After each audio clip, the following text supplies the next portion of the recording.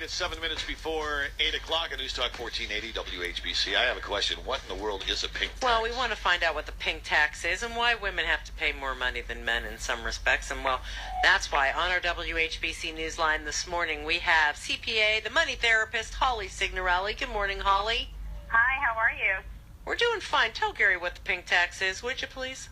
The pink tax is the supply and demand, and girls are, and women too, are more visual, so they like the bling, they like the pink, and what the retailers have been doing that we haven't noticed is they've taken the same product, and I'm not talking about something that's like super blingy and costs more for them, but the same product for kids and adults, and charging anywhere from 7% to 92% more for the same product. Wow. Now, how are they getting away with that? I think it's personally, I think it's because when we're shopping, we may compare brands, right? But we're not comparing, if we're on the deodorant aisle or we're buying razors, we're not comparing it. I mean, I don't go to the store to buy a razor and then compare the price of a man's razor. I'm not even thinking about that. Right? And I'm the money therapist. It's like, why would you?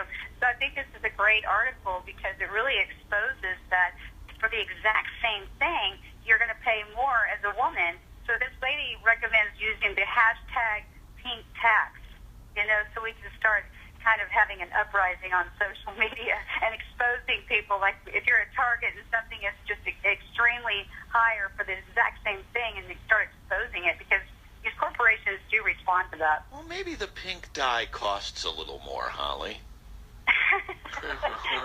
No, like the dry cleaning was my favorite. It's 92% more for women's clothes than men, and it's not. Men have really nice shirts and materials as well. So that's just a gouge right there. I know. I take a lot of stuff to the dry. I'm just amazed at that. And I heard, and maybe I'm not, if you know anything about this or not, but I heard that they were considering tampons a luxury and therefore to be taxed higher. I did not hear that. That is hilarious. I know. Like, really? It's a luxury? Okay, fellas. We'll let you see. Sorry, I'm not joining this conversation, ladies. That's awesome. Wow. Oh, my. Talk about supply and demand. Yeah, exactly. So we're going to increase the price like cigarettes and alcohol and tampons. So how do we get past all of this? How can we protect ourselves? What do you suggest we do?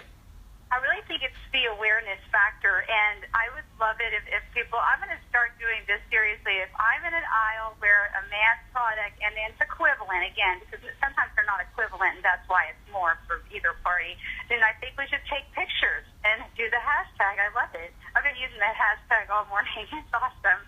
I just think we have to be aware, because with these smaller companies, we could say, hey, you're charging more for me than my husband, for example.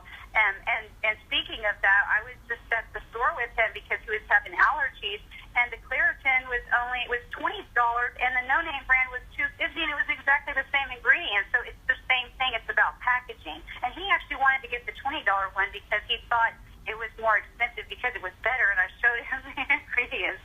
So we need to be aware. Yeah, keep an eye on it. Well, we appreciate you explaining the pink tax to us, and you have a good one, okay? You too. Bye-bye.